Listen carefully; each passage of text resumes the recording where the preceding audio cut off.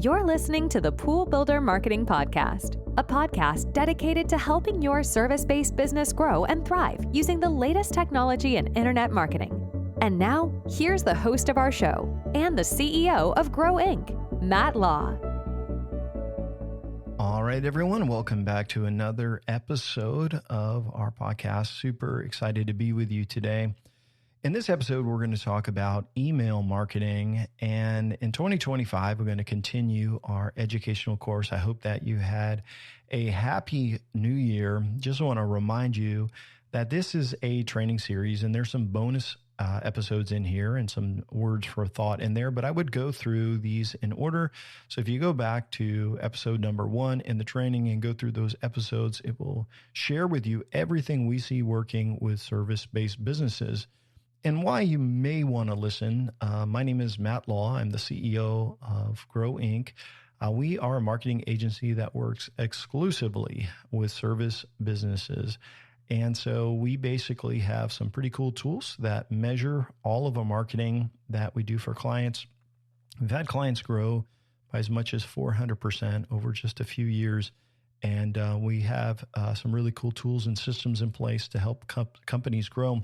What's cool about us is we measure everything. And so we know what works and we know what doesn't. And so we've got a book and some tools and free resources on our website at Grow. That's GRO.Inc. And you can check those out. And with those, you can get the blueprint for what works. So with that said, we're going to jump into today's training. And you're probably thinking, email marketing? I thought that was dead, right? Well, actually, it's not dead. It's a little dated, but it's definitely not dead. And so you'd be wrong to think that it's dead. So we're going to talk about email marketing, how to use it, and when to use it. So in 2024, as I shared in our previous podcast, we saw many companies who were seeing a decline. And so we would have these calls and they would say, hey, we're down by 10% year over year. Even when we would onboard clients later in the year and say, hey, where are your revenues at? Well, actually their revenues were a little bit less than what they expected. And on average, the prospects and even some of our new customers, they were down anywhere from 10, 15%. And that had a lot to do with the economy. Election, who knows really why, but these are for prospects that were new to working with us and they basically didn't have any changes in their marketing over the last year. So let's say they're down, but what would happen and what would you do if you hired an SEO company and they screwed up your marketing big time? And so this year we had a company that was doing about $1.2 million in revenue. If I remember the data right, they hired an SEO company and it really screwed everything up. So in local SEO, a big part of rankings is name, address, and phone number and not messing up your locations and not messing up your citations. Well, they hired an SEO company and it killed their local rankings. They built them a new website. There was so many bad things and so many wrong things. I can't even go into all this. But when we started tracking, I realized that the company had experienced 16 straight months of declining revenues. Not only that, and so they had left the 1.25 million range and they were down by almost 500,000. And I've never really seen this before. So when we audited their business, I knew their marketing was bad and their exposure was bad, but I was surprised how high their revenues were, but the revenues were from before. Anyway, here's what you need to realize. They were in trouble and stressed about it because now they're investing with us in marketing and they needed things to be fixed. So we did start fixing their SEO, their local right away, but that's not an overnight fix. But the biggest thing we needed to do was make sure they got calls so we could get their revenues up. So yes, we did fix their local and their rankings are returning now. And so they're doing really well as of now, up by about 45% month over a year ago, which is big. But what is interesting is that in the old days, well, I'm talking way back when, before text message marketing, the number one value of internet marketers was in their email list, because if you did not have any traffic on your website, but you had an email list, you could send out an email. People would open your email. Remember your old Yahoo email you had, or your AOL email? This is even before the promotions inbox on Gmail. Like, you could send out an email and people would open it. And so the number one value of internet marketers, I'm talking about 2000, probably 5, 6, 7, when they would talk about this a lot, it was in your list. Well, as part of the 4-step formula that we use here at Grow Inc., we still value that data, that database. And actually, that's why we give away free offers, all of this, because we want people to opt in to go onto our database and give us permission to communicate. And permission matters. So there's a book, it's an old book, Seth Godin book, Permission-Based Marketing, where you have permission to market to somebody on your list. And so email is part of this. It's a great way to re-engage past customers and prospects. And we're going to talk about that in today's episode. And let's talk about a business like yours. You are maybe seeing some declining revenues. And you're like, hey, what do I do? How can I get that 10%, 15% back? Well, one place that you could start with is with your past customers. So if you have a CRM, this is going to be easy. So in most cases, you can export all of your customers and then you're ready to go. Now, if you don't have a CRM, this isn't going to be fun. You got to get out papers and files and maybe all of your different systems that you use, and then you need to add them maybe manually by hand or typing them in to a spreadsheet, like a Excel spreadsheet or a Google Sheet or something like that. So what I would do is whatever you have, if you have thousands of people in there, the best time to get started is today. Give it to somebody on your staff, export the people, add them to their, whatever you have to do, go through your paper files. And I would go back about 3 to 4 years. And if you go past that, people will have moved on. They've changed their emails. If they haven't worked with you in 3 to 4 years, more than likely, they probably don't want to hear from you. And obviously, this depends on various factors. So if you have some people that, hey, they were great, you could go back and add them, but you're going to get them from your paper files or from your CRM. You're going to export them and you're going to upload them to your new email marketing platform. So there's a bunch out of here, like there's MailChimp, Active Campaign, Klaviyo.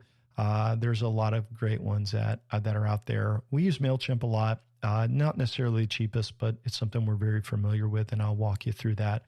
Also, if you want to text them, you can import them to MailChimp if you have text message, if you have their cell phone numbers. Klaviyo also has that as well. Anyway, text message marketing is a cool thing as well. Email is what we're going to talk about today, so I'm going to stick to email basically. So once you have them imported into your system, you have to go in and customize your settings, like the sender, the domain, and all of those different things. It'll walk you through that. And then you want to create a template, and now you would be ready to send out a campaign. So imagine, all right, sales are down. You got all these customers. You haven't talked to them. You never asked them for a referral. You never asked them for business. Matter of fact, you didn't do anything for them when they closed. So once you have them imported and you got all your settings done, now you can send out a message to them. So basically, I want to bring this up to everybody, is that whenever you add new leads to your existing CRM, all right, say you use a various CRM, there's a ton of them out there. You can actually automate it so that when you add them to your CRM, that it will actually add them over to your email campaign through like Zapier or through some automation. So this way, when you add every single new lead there into your CRM, they're automatically going to be on your email campaign. So now that you have all of your people, all your past customers, and all of your new prospects and customers going into this list, you can now communicate with them. And most of the time we do this quarterly. So each quarter we put on our task to send out a email message for our clients, and we will look at their objectives. We'll look at their different services, and we'll just come up with a nice email. and we'll get it ready, share it with them, make any changes, and then that email is good to go. But what about our client that I was talking about who was struggling? Like, this company had messed up their SEO, so their revenues were plummeting, and they've got 1,800 people in their database. How do we engage them? So we activated 1,800 people on their list, sent them out on a monthly email instead of a quarterly because of declining revenues, to talk to them about different services, cross-selling, upselling, and to remind the customers that, hey, we're here to help you. We're here to serve you. They offered a free inspection, diagnostic, a few different things like that. Here's what I want to tell you. Out of 1,800 people on their list, they had a 40% open rate, which is fantastic. That's over 750 people that opened the email, and it was a part of them recovering their revenues. Now, there's a lot of things that go into this, but if you're seeing declining revenues and you're not communicating to past customers, the number one thing you can do for yourself right now that's easy is get all of them into an email campaign and start communicating with them. And so it should be someone's job on your team to send out these emails each quarter. We do this for our clients already. If you're a service business, like, they're not looking for anything sexy. They are looking for you to just say hello. And so for us in November of last year, we sent out a Thanksgiving recipe. Christmas, we wish them a very happy holiday season, and then they're going to continue to communicate. So we do this for all clients, but someone on your team should send out these emails. If you were working with us, we would build it as part of your plan, but you should be emailing all of your customers and prospects quarterly. Now, let's talk about new prospects. What if somebody flows into your website and they request a quote? Well, if you follow our 4-step marketing formula, this plan, you already know about unique selling points and why they matter. So unique selling points are what make you different, better, faster, and it becomes your overall marketing plan. Now, if you have developed these, then I would suggest that you create a series of unique selling point emails or USP emails. And it's usually 3 to 5 emails that explain why you're better and how you're different. So let me kind of walk you through how this would work. Someone requests a quote, and it is this instant email or text, usually both, that's going to go out to them and say, hey, thanks for requesting a quote. We'll be in touch with you really soon. Now, usually we use API to connect that, one to your Textmagic account and to your email account, which is usually either a Google business account or maybe a Microsoft account, and we'll send out a personal email and merge in their information. 100% deliverability, never goes to the promotion, and they get that text. So now that they've got that welcome email, you may be calling them, scheduling them. But then the next, say, maybe 7 to 10 days, depending on your service, depending on your industry, all of that, you can share your unique selling points with them. Sometimes you don't want to trigger these. So maybe it's just like a quick service. They're filling out a form for a service call. You maybe don't want to do that. But if it's for a quote on something big, you would want to do that. So you would want to get them on this sequence. So based on some rules of the quote request, you could send out these emails. So that would be a sequence. Like, say maybe it's 3 to 5 emails over, say, 10 days. When someone calls in and they request a quote, your CRM could also add them to that campaign, so that whether someone fills out a form or someone calls in, they're being added to that sequence. They'll get that text, they'll get that email, and then there's a series of emails that go out. Now, why send out these emails to prospects? Well, this is all about conversions. So unique selling point marketing is all about conversion. So when someone opts in to your list and you're sharing, hey, here's why we're better, here's how we're different, there's video, and there's all these things engaging, it builds confidence, because most of your competitors are too lazy or don't know how to do all this stuff. So if you do it, it's very, very powerful, very, very helpful. So you want to start off with all of your existing customers, and you want to build number one, you want to build that master database that's got all of your customers and prospects in there. Everybody, you're going to communicate with them quarterly. As new prospects come in, they're going to get those quarterly emails too, but they're also going to get that welcome sequence, which shares your unique selling points. Now, what about customers after you close the deal instantly? So you can also create a automation sequence or series for new customers. So let's give you an example. When a project is closed out, all right, and you're in your CRM or however you're doing this and you're closing them out, you can add them to a little sequence, and it may be 2 to 3 emails. And I'll give you an example that for us, how we do these in most of the custom CRMs, it's a initial thank you email and text, and it says, hey, I'll give you an example. It says, hey, thank you so much for your business. If we haven't already given you our free whatever, we'll be shipping it out in the mail as our small way of saying thanks. Also, if you don't mind, if you could click this link down below and leave us your feedback and a review, something like that. I didn't do a good job of saying it, but we have a good template for that. So that goes out to them via text and email instantly. And then they could go to a referral program sequence, which could be like a week later, say, hey, reminder about company name referral program and $25 Amazon gift card per referral.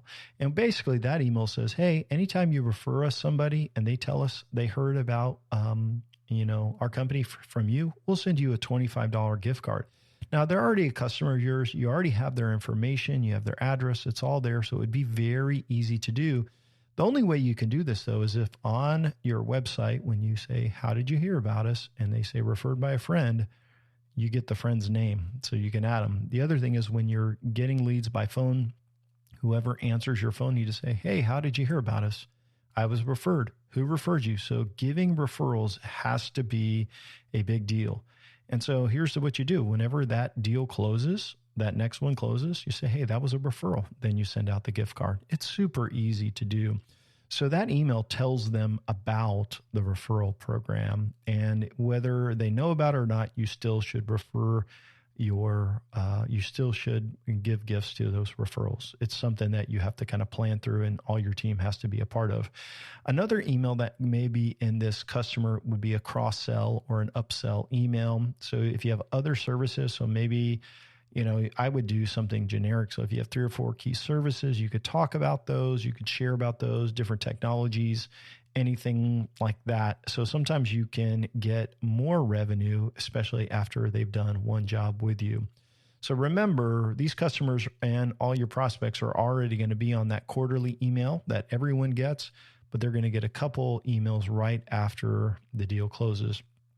One more group of people that are going to get emails that we haven't talked about is if you follow our formula, step number 2, we call platforms and offers. Grow your database using platforms and offers. So we do free offers for most of our clients, unless they really don't want to. But we usually do some sort of ebook or guide or design tool or something.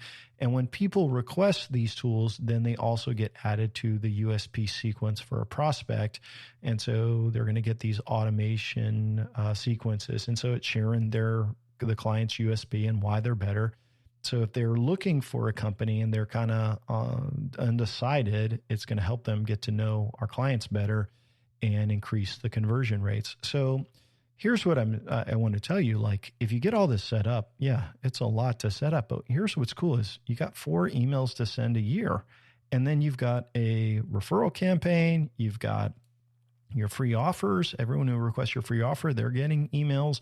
Everyone who requests a quote by phone or by email, when you add them to the CRM or they're filling out on the website, they're getting added and they're getting the welcome messages. All your prospects are learning that, all of your customers.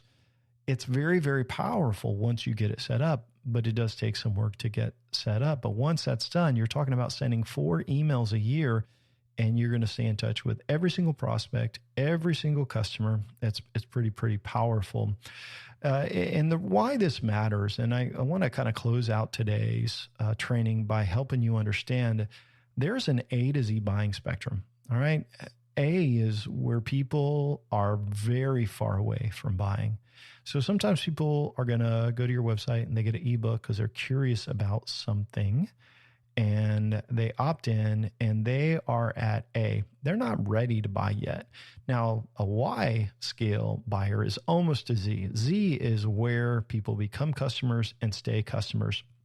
So there's a spectrum. And whenever I meet with, service businesses, I'm like, hey, we all are on the A to Z spectrum, right? We're all somewhere on there. And we go to the store and we see, a pack of gum and we're like, hey, I'm going to buy that. We go from A to Z very, very fast. But in service businesses, unless it's an emergency, a lot of times they don't. They want a quote. They want to know how much it costs or what's it going to be. And so if they opt in for your free book or you're giving them an estimate or anything, they're somewhere on that A to Z. And if you're at the house and you're meeting with them and you're giving them a folder, why you're better, USPs, part of our full plan that we suggest, and then they're getting these nurturing emails that are telling them why they're better. It's moving them to the Z scale until they say, hey, maybe you are more. I don't care. I want to work with you because I know you, I like you, and I trust you. People do business if they know you, like you, and trust you. So what's really great about what I'm sharing is that if you remember the A to Z spectrum and know that your emails are going to nurture them to Z, what's cool about this is prospects are more likely to buy and your customers are more likely to remain on Z and be loyal to your company. So in summary, I will say you do need an email marketing platform. There's a bunch out there. We like MailChimp, but there's a ton. Pick one that you like based on the price you like. You need to get your prospects and your customers into them. You can export your customers out of your CRM, put them on a spreadsheet and upload them if you got to get them from paper. Automate, if you have a CRM, how your prospects go into there. Send out quarterly emails to everyone on the list, and then you can make some sequences to add people to it that are new. Remember the A to Z spectrum. So here's a couple common questions I get about email marketing, and this is what maybe some of the pushback you may say. Number one, do people really want to hear from me, right? Like you look at your company, like you probably don't want to get an email from you either, right? No, they don't want to hear from you. And the good news is they can opt out with one click. I mean, it's super easy. Unsubscribe. We all know how to unsubscribe. Now, if they respond something snarky and like, why are you emailing me? Then just go to the bottom of the email, click unsubscribe and delete the email. Don't even respond. Just unsubscribe them and let it go. But if they don't unsubscribe, then they are a customer. You got permission to market to them. And there's so many pros and they far outweigh the cons for communicating to customers, referrals. I mean, just everything. You're going to stay in front of them. So you can send valuable information to them. And so even a Merry Christmas, Happy Holidays is great. Thanksgiving recipe. You can send a coupon, discount, cross-sell, upsell, remind them of your referral campaign. There's so much that you can do. So I would just say, do people want to hear from you? Not really, but they're not going to be mad. If they are, you just unsubscribe them. Most people aren't fanatics about that kind of stuff. And if you're sending through an email campaign, it's going to go to their promotions inbox anyway. And then they're going to be okay. They may not open it right away, but a 40% open rate is pretty fantastic, actually. Settings. What settings do I need to be aware of? This is another common question. So if you don't set up your email account the right way, you're going to struggle. You're going to actually have a lot of your emails go to spam. So usually when you set up a email marketing account, it's going to have you go through certain settings. You're going to have to go to your DNS records, which is normally where your domain was purchased. So if it's at GoDaddy, it's wherever your DNS is hosted. And normally it's going to be where your domain is at. And you're going to have to configure a couple things like a DKIM record. You may have to add a CNAME record for verification, a couple other things. But follow the settings in there and make sure you get your domain set up the right way, and it will increase your open rate. You also want to send from an email where people respond to, or however you set that up. It needs to come from your company domain. Don't use a Gmail. It's unprofessional anyway. Another question, last one for the episode. Can I email people that aren't my customers are prospects, and I would just tell you, like, you don't want to do this. It's spam, and it will hurt your email deliverability overall.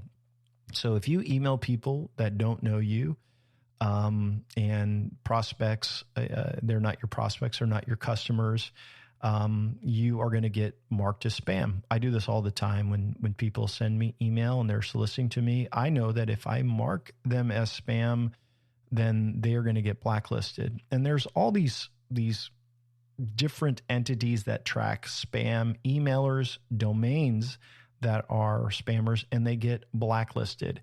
And once you get blacklisted, it's hard to get off of that blacklist, and then your emails will stop getting delivered, which isn't good because you may be sending out an estimate or a quote request. And if that gets blocked, it's a huge, huge deal. So only email people that are your customers and your prospects. Super important, super helpful information, I think. And it's something that we do, and it's something that we just really didn't put as part of our series. So I hope that as you start out 2025, this information was helpful and useful for you. Just a couple things to remind you of. If you want to learn more about Grow Inc., or maybe you're interested in having a chat with us, you can go to www.gro.inc, Grow Inc., and you can request our free resources. There's a ton of cool stuff on there. There's our training. There is our comprehensive marketing book. It's also available in Kindle and Google and Apple Play version. It's also an audio version there. We have some checklists. We got a marketing checklist. We also have our marketing tools. There's a bunch of cool things there to help you. And then if you end up wanting to have a chat, you could fill out an application and we could talk marketing with you. That said, I hope you found today's training helpful, and I wish you the very best in your marketing endeavors. Have a great day. Thanks for listening to the podcast today. We hope you found today's episode helpful and informative.